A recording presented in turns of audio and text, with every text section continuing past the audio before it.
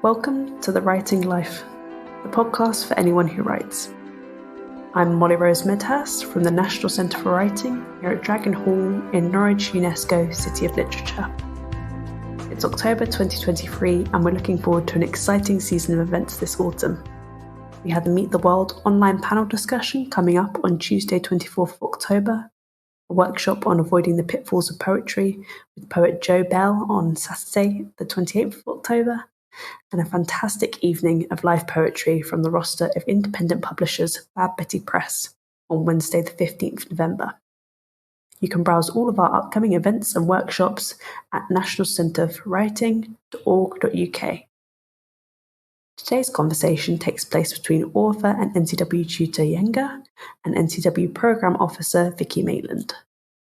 A few months ago, Vicki hosted an interview with Yenga on the craft of short story writing. Yenga was born in Sichuan, China in 1984. She is a fiction writer in both Chinese and English and is the author of 13 books in Chinese, including 5 novels. She has received numerous awards and was named by People's Literature magazine as one of 20 future literature masters in China. Yen's English language debut short story collection, Elsewhere, was published by Faber in the UK and Scribner in the US in the spring of this year. Yenga chats to Vicki about the craft of writing short stories and the unique challenges and opportunities it can present to writers. Yen also gives advice on short story writing for emerging writers and personal insights on editing short-form pieces of writing. So now, I'm delighted to hand over to Vicki in conversation with Yenga. So we're here today to talk about the craft of writing short stories, as your latest collection, Elsewhere, was published back in June by Faber and Faber. I know you're no stranger to the short form, having written and published a number of pieces of shorter fiction and novellas in Chinese, but this book is unique in that it's your first book written in English, and I'd like to come back to the ways in which writing this collection may have been different from anything you've written before. But first I wondered if we could start off by hearing, in your own words, your summary of Elsewhere. It's really hard to summarize, I think. As in, you see the title, Elsewhere, it kind of indicates, I think, towards two directions. First is like stories that took place here, but then usually that is elsewhere to the protagonist, who's quite often an outsider, somebody from elsewhere. Yeah. Or you have stories that took place literally like elsewhere, but that's from, I suppose, people here's point of view. So you have this duality of like where is elsewhere. In that sense, then you have stories, and those 9 stories took place in London, Dublin, and Stockholm, like a version of New York City, and then China. But I think it's unfair when I say China, that's like the country. So it's like Chengdu, and it's my home city. And then a couple of them took place in the ancient time. Like one of them, the finishing story, the novella Hai, and took place in around roughly like 480 BC. So it really is like a weird bag of varied treats. Yeah. Yeah. So and also I think for me from like a personal level as a writer, for me to write this story is for me to really understand or to challenge the short fiction in the Western tradition, and kind of try to bring in like different narrative traditions and different cultural traditions, and how we see storytelling, like oral storytelling, as like a different tradition, as opposed to written stories, etc. So I feel like obviously there are like a lot going on. It's really hard for me to summarize. I suppose it's kind of like a paradox is if you could actually summarize, and you don't need to write the book. Yeah, totally. And I know reading the book, you talk about kind of being outside and inside, and as a reader that leaves you feeling really unsettled because you're moving from story to story, you're changing locations, you're changing times, and it does kind of give that effect of the protagonist, I guess, is that you kind of mirror their feeling and their notion of, oh, where am I now? Where do I belong? Where do I sit within that? So, I think it kind of mirrors your experience of what you're aiming to get from it, I hope. Yeah. I suppose it's kind of like well, this just came to me. It wasn't like, I did not plan this when I wrote the book, obviously, but like I suddenly thought it's kind of like the series like Black Mirror. Yeah. And like each episode would be like a vastly like, you know, thematically and setting were like really different, but fundamentally they were kind of about similar things. Yeah, totally. Although kind of taking place in complete different spaces. Yeah. I think it's kind of like that. Yeah, no, I really agree. As a reader, kind of you totally get that. I totally get that experience. So thinking about kind of what you were aiming for and what you were driving for, I'm interested to know how you even started the collection. If you were writing stories specifically because you were trying to get at these different themes and these different topics, and if they just all happened to kind of pull together and form this collection, or if you set out to think, I'm going to write a collection of short stories. Yeah, I think this whole collection is like the result of me being kind of cornered by different stories. Yeah. Like the first story written in this collection was I think How I Fell in Love with the Well-Documented Life of Alexander Maitland. Yeah. And that was back in 2018. Oh, wow. And then I think for me, at that point, I think the question I had regarding, say, writing a story would be, do I want to write in English or not? Yeah. And that was like the fundamental question at that point. And I think that story kind of cornered me in a way, like it came to me and I really wanted to write about, you know, all those people like in Dublin and then what their life would be like. And especially, you know, kind of like the characters in that story would be like a younger community. But then everything in the story happened in English. So kind of like I was quite reluctantly, but eventually determined to kind of begin to write that story, and in that case like in English, and I think from that point on, like story happened one after another, like in a way really they just happened to me. Yeah. And like I decided, oh, I wanted to write that, or sometimes I was like resisting it for quite a long time and eventually having to kind of succumb to say, okay, I'll write you. Yeah. And so it wasn't really like, I didn't really have like any specific plan in the sense I wouldn't know that I was actually working towards like a collection. Yeah. I was kind of just like roaming around trying to figure things out. But I think as the stories go, eventually like a thread or like a series of threads begin to emerge.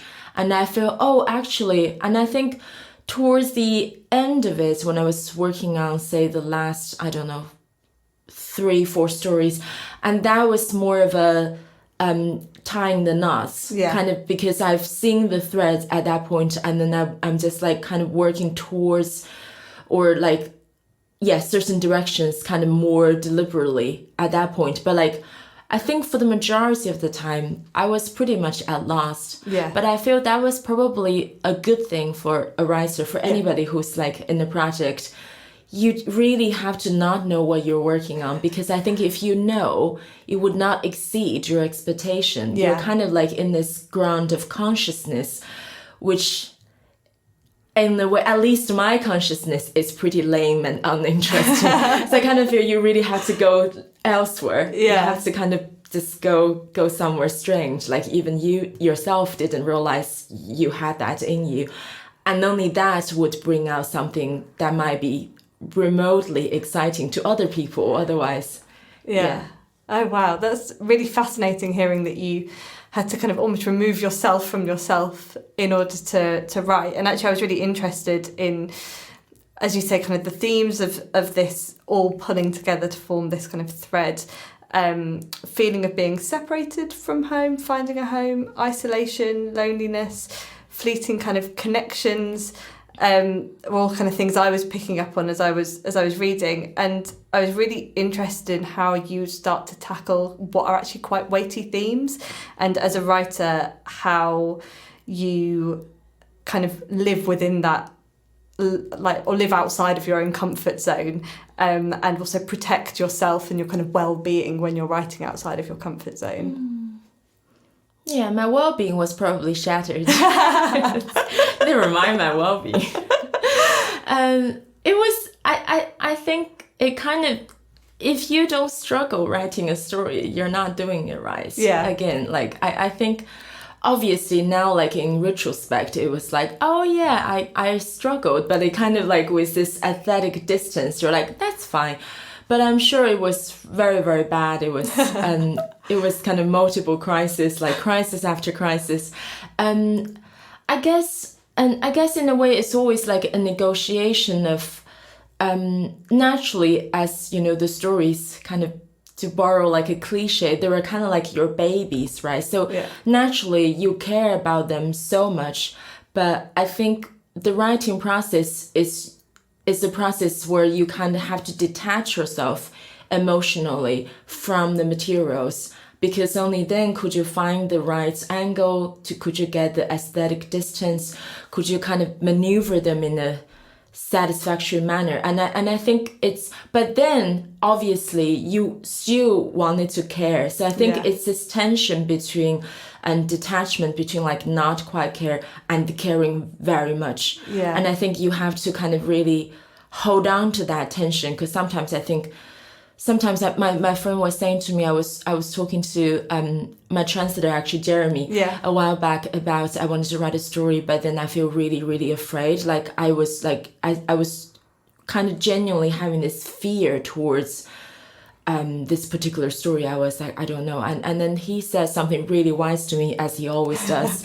And he said, like, this fear is your connection. It's like the emotional truth in this story for you. If you don't have this fear, imagine like many years have passed and then you then begin to work on the story and you don't feel anything particular towards it. And then maybe it then has already died. So I think it's like a balance you want to strike, like that between caring and kind of detaching yourself from it a little bit.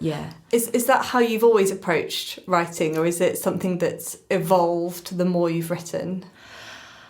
I suppose when you approach like writing, I don't know who said that, it's like no matter how many stories you finish or how many books you've written, you always don't know how to do this.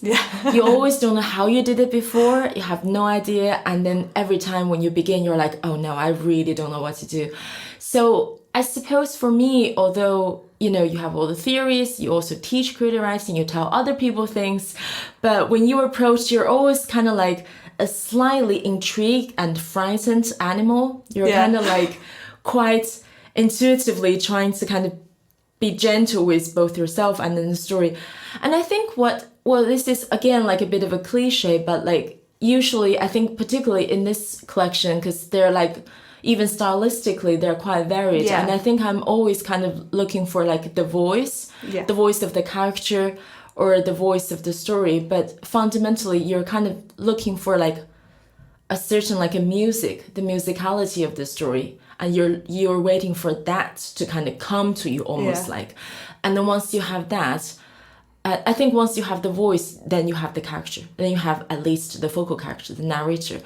And then everything could go. Like when you don't have that, you just don't have everything. But like, you know, fundamentally, I feel you write a story sentence by sentence. I know it's such like a silly thing to say, but it is, because I think sometimes I like that idea of like approaching this new territory, like this new fictional realm that is completely dark. And you kind of have like this one flashlight and you go forward and you kind of just like as you go you light up like a little patch bit by bit.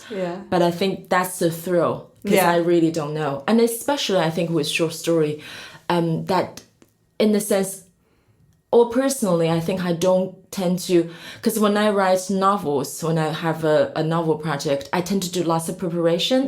I tend to write lots of like sketches of like sort of supporting characters. I tend to work from the periphery to the center when I work on the novel. So I write like sketches of like non-important characters and then write like the scenes of like what the street looks like. So all those things. So by the time you actually begin to write like in a novel, you will have like the picture of the world. Whereas I think in short story, at least for me, I kind of always learn as I go. It's kind of like a complete different, it's actually much more wild, and then writing a novel much more challenging. But I kind of just like just being blindfolded a little bit to have that. It's quite intuitive, I think, many times. Like you have to kind of make a decision, and then but that's kind of like the sweet spot when you surprise yourself. Yeah. And it's interesting that you say it's more challenging than writing something longer in that sense, because I was really interested in the ways in which you found writing short fiction and longer fiction different. And do you think that you do have this kind of thrill of having to restart and reset with each story in a collection more so than sitting with a novel for a long period of time? Yeah.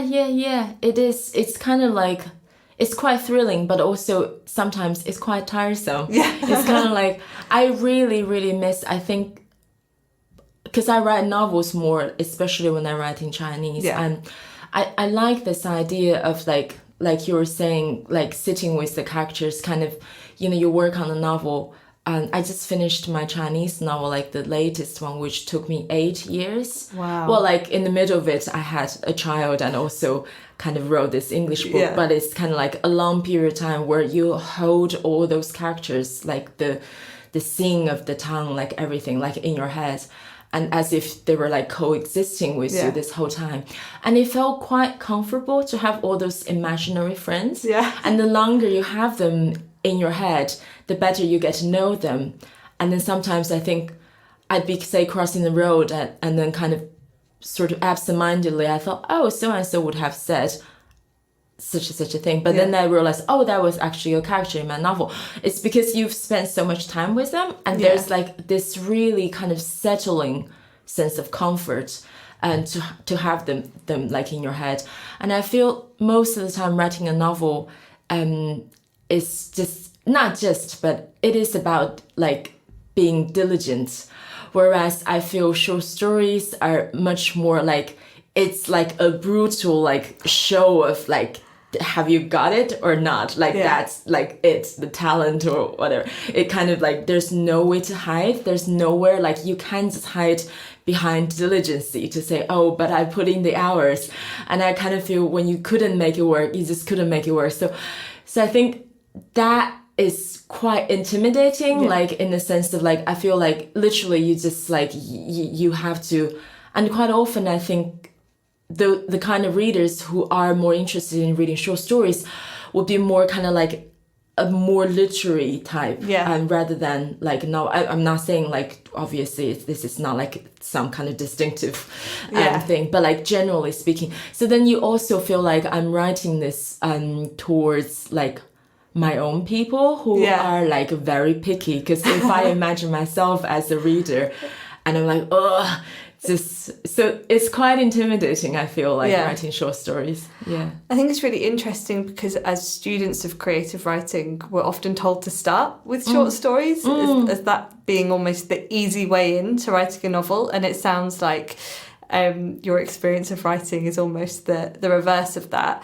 But I'm interested to know if you also started right from the start when you first picked up a pen, started with short stories, or if it's something that you've kind of yo-yoed with and toyed with.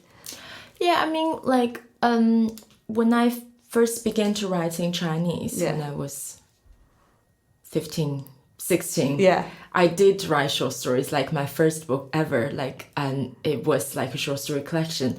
I kind of felt, but like, telling a short story, there's like no hierarchy between those two. I think short stories are not necessarily short fiction, like as this, like the short form. I think what we were talking about, like short fiction as like this kind of separate, different form, is quite, those are two different things. I feel like quite often, because looking back, sometimes I think the short stories I wrote when I was, 16, 17, and those are kind of like a shorter novel. It's kind of like a whole story, but like maybe more, with like much less detail, kind of the narrative pace is going much faster, so it's kind of like a shorter novel, right? Whereas really like the short fiction we were talking about in the sense of like the stories in elsewhere, it's like a different genre. I often say that, and I do believe that I think short fiction is closer to poetry than it is to the novel. And I think in the way, because it has a much more kind of tense and also intimate relationship with language, Yeah. with like the music in language. And yeah, lots of things like just, it's kind of like in the way I think short fiction, it is there to provoke rather than to settle. I feel novels are very, you know, kind of when you finish a novel, this is like, it's very soothing. It's kind of, I have the resolution, like those characters, and they kind of live, you know, in this post-narrative space, like all the characters. And in short fiction, I think it's kind of, it feels really kind of volatile even when it finishes. And typically when it finishes, it kind of just completely throws you. And those are the good kind of endings. And in short fiction, so I think they're really trying to do very different things. And I suppose because of that, if somebody like me who initially were used to writing novels, it's like a really big challenge. I often say, because I've been kind of writing novels in Chinese for many years, and then before I began to write in English, but at the same time I also began to write short fiction. So those two things kind of happen simultaneously. And I really couldn't tell which one is more challenging.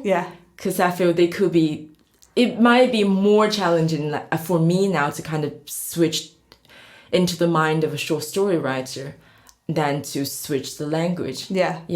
Wow, that's really interesting. And I really kind of picked up on when you said that more like poetry. It's something that I felt when I was reading your collection, actually, and I was thinking about how tight the language has to be and how concise everything has to be.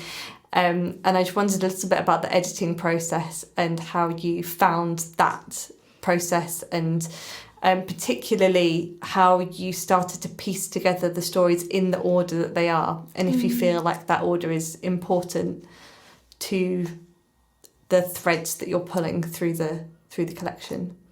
I think the order is very important. Like obviously I put the story and like which one is the first one, which one's the last one, and then like how they kind of travel through all the stories and locations, like thematically.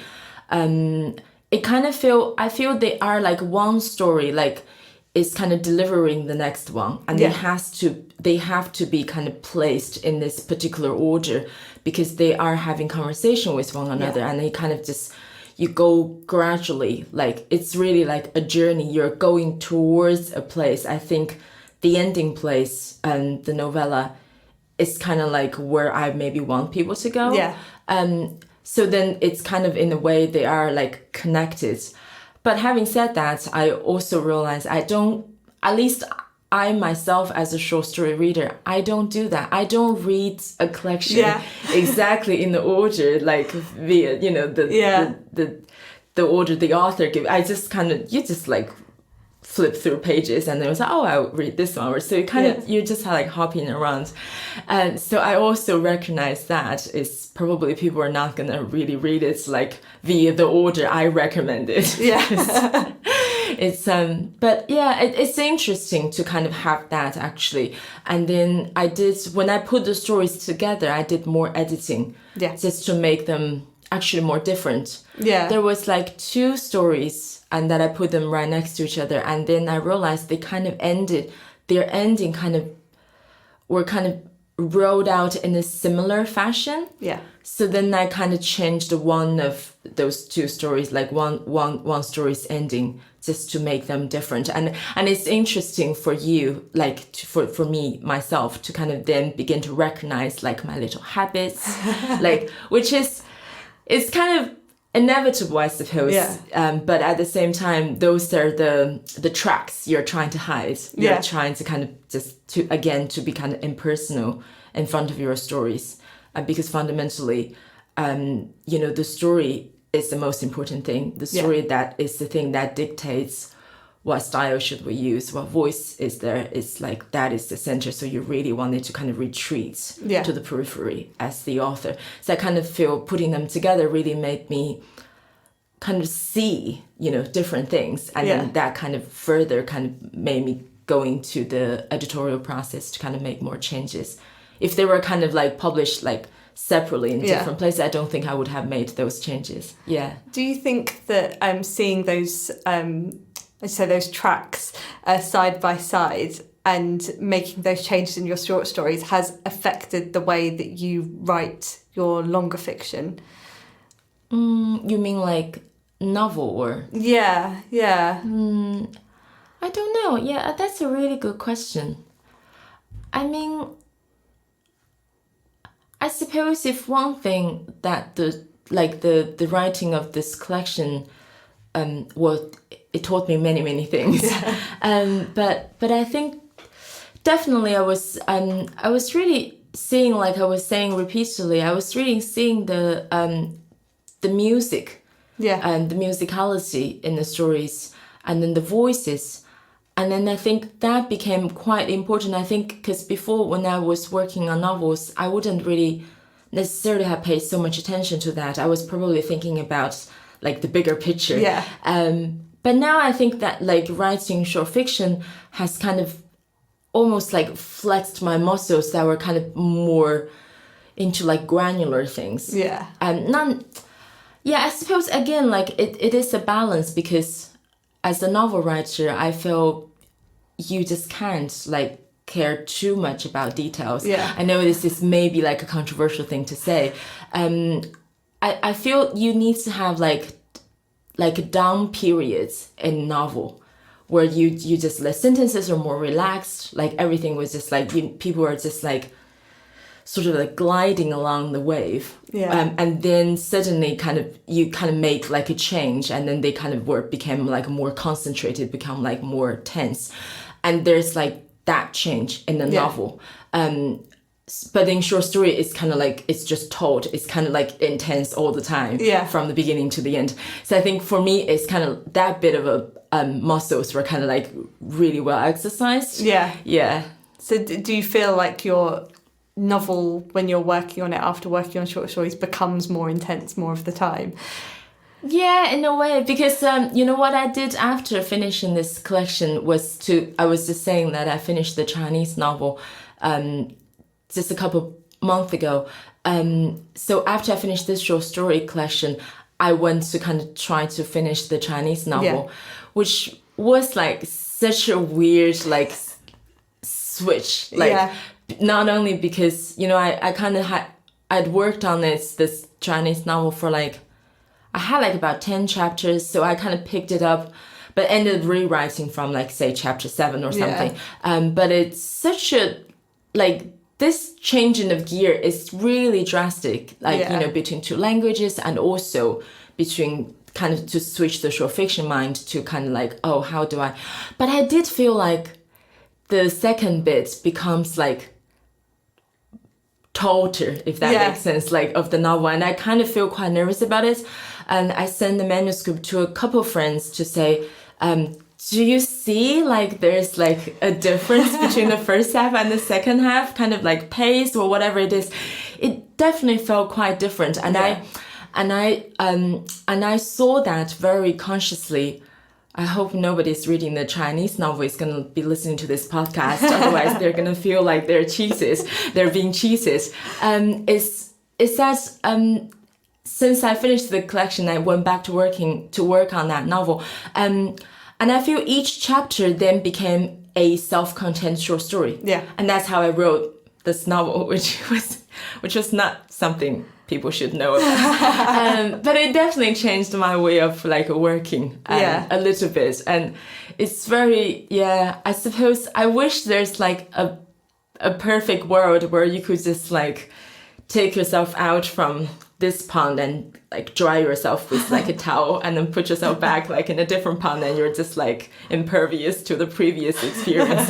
But it seems this didn't really happen. But I suppose that's what it is, isn't it? Because I don't believe like I am there to write the perfect fiction. Like I doubt I am able to do that, and I don't think for me now personally that's the goal of my writing. I feel it's always, my writing has, they always have to, like the stories, they always have to go through me, and I'm the media, and then my state is always, no matter how much I want to hide, but they're always reflected in a glaringly honest way in my writing. Yeah. But I feel from a very personal level, and that is the point of me writing. Yeah. Is to kind of is to have me kind of different versions. It's almost like little time capsules. Yeah. Kind of. So then you are just. I feel like my honesty is probably the best thing I can present. I could present to anybody, to the readers, to anyone, and then that's always there. Yeah. So I feel, yeah, they're like far from being perfect, but they're like really honest. Sometimes even a bit raw, maybe too honest. But I feel like that's what I do. That's my approach. Yeah. And I was interested in the fact that so Strange Beasts was obviously released to an English audience only a few years ago, but was written by a version of you from a while before then. And obviously now the next time that English readers are encountering you is with this collection, which is so much more recent. I'm interested in how that feels to you as an author, and how kind of the process of translation and seeing your work presented in English via someone else feels different from writing something that you know is going to be first encountered by an English reader. Yeah, I think the latter experience, me writing in English and then expecting kind of, you know, what kind of feedback I will get, is like much more terrifying, obviously. And I quite enjoyed like the process of, and also it was like a big surprise. Like it was a really big surprise to me that how many people liked that book, Strange Beasts of China, because like I wrote it like as of now, like 19 years ago, nearly 20 years ago, and I feel it's. But then it kind of shows you how the world is like a very strange place. It's like things just always come back. Like history works in like a circular way. And it kind of feels really like relevant. So many topics that the novel Strange Beasts like touched upon. So it kind of became like strangely, although quite outdated, but like quite relevant. Yeah. And I think I really enjoyed that process. Although like it's quite of a like bit of a surprise, like how all those feedback came in, and also, you know, because I wrote the book like so many years ago, and then Jeremy translated it, and I really enjoyed reading his translation, and because, you know, he's a really good writer himself, and he writes novel and short story collections. Yeah. So then I think and also because I pretty much had forgotten what I wrote, what I'd written like years ago. So it was like, I came to the English translation completely as like a stranger. Like I was just like a random reader. So I read it and I really enjoyed that. Then whatever people say about it, some people like it, some people don't like it so much. It totally felt like they were talking about somebody else's book. Yeah. So I really did not feel much about it. Like this book, like Elsewhere, is obviously very different. I think, again, I am banging myself from like checking up the reviews or anything like that. I'm just like, I can't deal with this. I haven't really had the distance, and also, it's very nerve-wracking actually. But I suppose for me, you know, like the writing of this book, like Elsewhere, is obviously finished. I feel my relationship with this book is over. I know it's kind of weird, although I'm kind of doing kind of a bit of a promotion for the book. I feel quite excited to move on, actually. So that's something that makes me kind of, maybe nowadays especially, gives me more energy, is to think, I need to move on. I need to go somewhere like else, rather than... Because really, like, my relationship with this book is finished. Yeah. Because it's like, you know, we've gone through, you know, first draft and editing and then copy editing, like everything, you know, it's done. Like now it's like packed and then it's being print out and then like the author is dead. Like, essentially that's what happens. Yeah.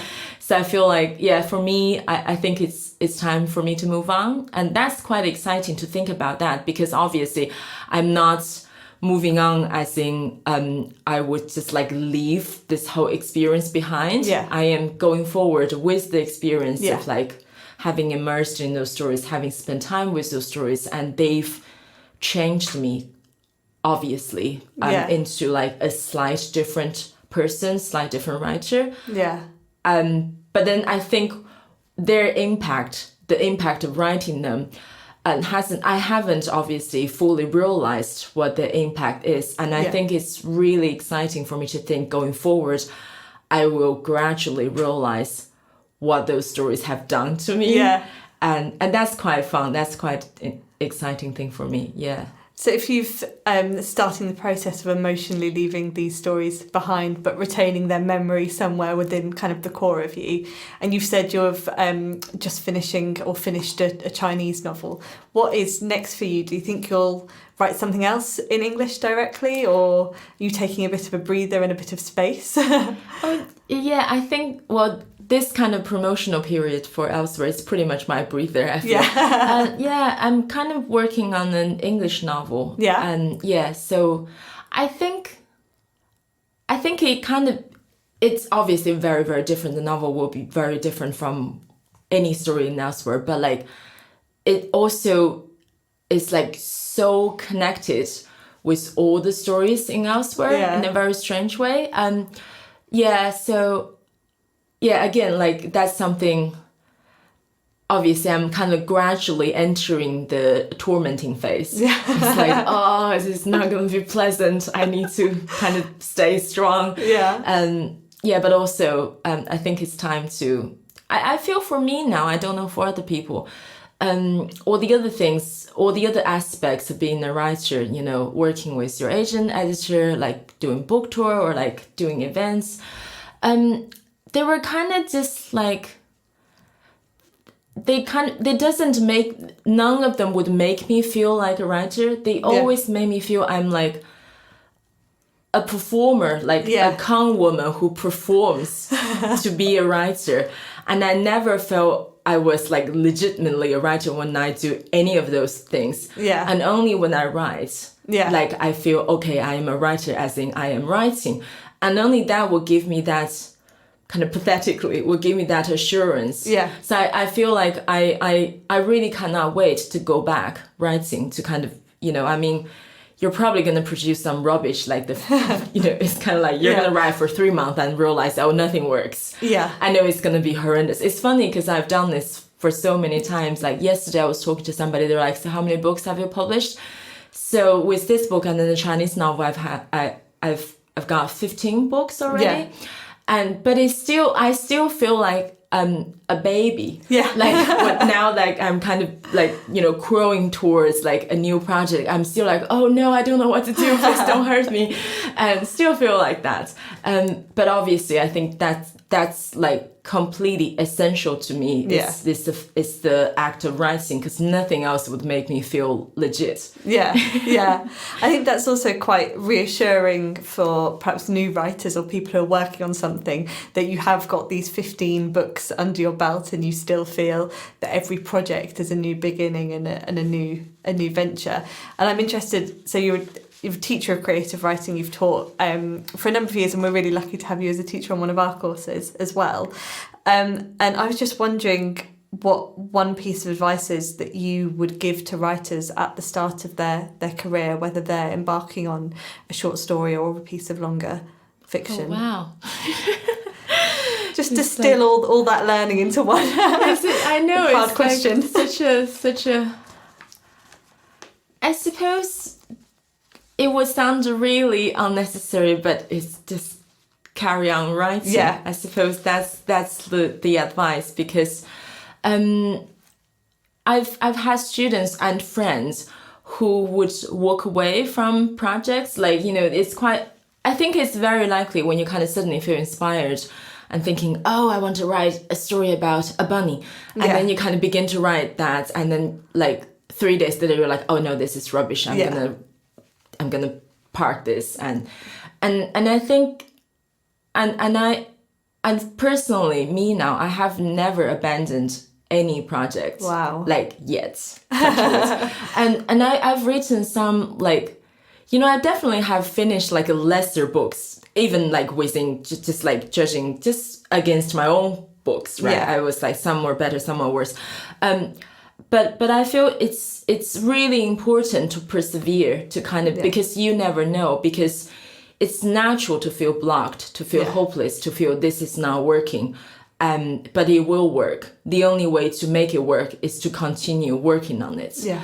And I think if you then, for whatever reason, begin to have the habit of like abandoning projects, thinking no matter how legit it felt at the time, and I think the only way to continue is to decide against yourself, to say, actually, I have to, no matter how bad you might end up like, I don't disagree with the idea that some stories, you know, like some ideas were probably just not gonna work out extraordinarily well. Yeah. But I feel like I personally don't discriminate against any of my own projects, my books. I feel because they're all kind of a really fruitful, excruciatingly fruitful experience for me. They've all taught me different things. Yeah.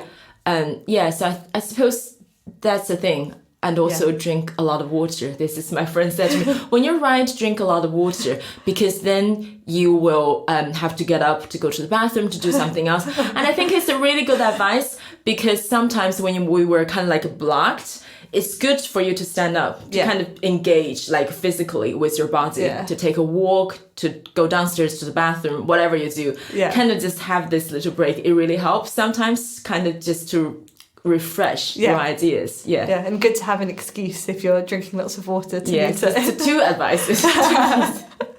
That's brilliant, thank you. So I think we're kind of drawing to a close, and I just wanted to kind of mention, so Norwich has been your home for a number of years now, and residents of Norwich can now find elsewhere, not only in bookshops but also as a book bench on Upper St Giles. So I know you've not managed to see the bench yet. It was only installed a couple of days before the recording of this podcast. But do you think you're going to make the trip and go and sit on your own book? I would definitely kind of discreetly go to check it out. But I think it would be a bit embarrassing if people are like, oh, what are you doing? Are you checking this? Oh, because this is your book. It would be so... but I would definitely want this to go. And I told my dad about this book bench like a while back, and he was like so excited. He hasn't been this excited about anything I've done like ever. He was like, what? Kind of like I think it's kind of your like book, you know, kind of being engraved into this piece of, I don't know, like this solid object. And it's kind of probably triggers some like a primitive thrill. Like we see my dad, and he was like, oh, I really wanted to come to see it. So I suppose whenever he comes to visit, and I would discreetly bring him there. And also, you know, whenever I go into city, Upper St Giles is the street like I walk down to go into the city. So I suppose I'll just have to see it inevitably. But it's really exciting. Oh, fantastic. I've really enjoyed talking to you today. So thank you very much. Thank you so much. Thank you. A big thank you to Yenga and Vicki for their time. If you have any questions or you want to get in touch, you can find us at Writers Centre on Twitter and Instagram. We're on Facebook, and you can sign up to the NCW newsletter at nationalcentreforwriting.org.uk. As a UK registered charity, we rely on the generosity of our supporters to make our work possible. You can make a donation over on the website by going to the Support Us page. Please do subscribe to the podcast and leave a rating and a review, because it helps others to find us. Thanks again, keep writing. I'll catch you on the next episode.